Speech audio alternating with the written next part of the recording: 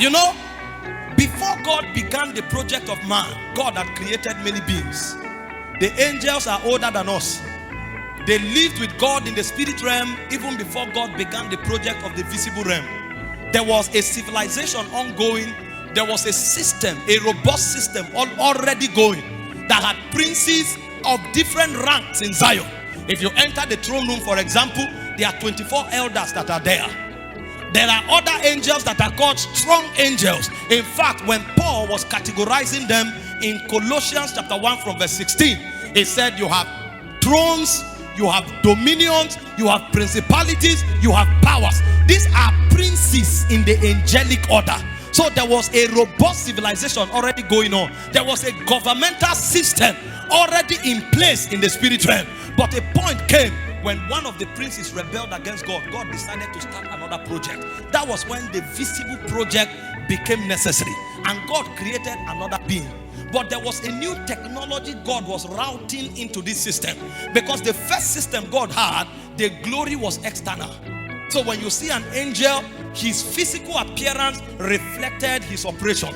His physical appearance reflected his might. His physical appearance reflected his glory. For example, when the Bible spoke about Lucifer, it said musical equipments were fashioned into him. It said thy taps and thy tabrets were indeed from the day of thy creation. So when you look at Lucifer, you will know that this one has something to do with music, because everything about them was in their physical makeup.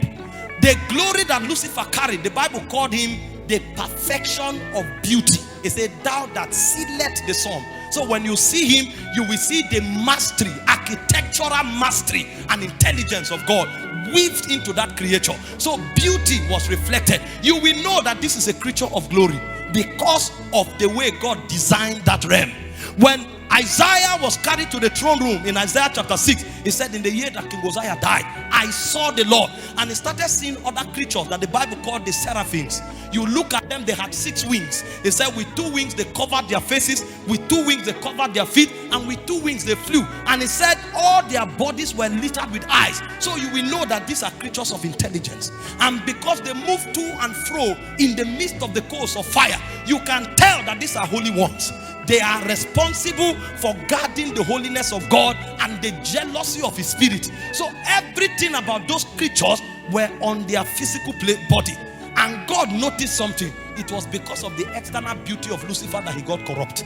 And so this time around, he wanted to create another prince, but he will not put his features in this external. That's why he said we have this glory in earthen vessel.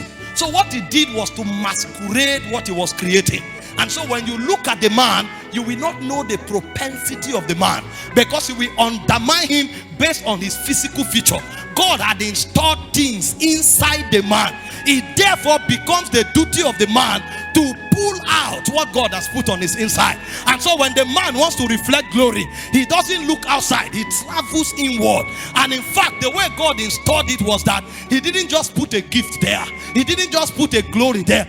God decided that himself will hide inside the man. So he said Christ in you is the hope of glory. So everything God is and everything God has is locked inside the man. And so anything the man is looking for is already on his inside. God dwells there.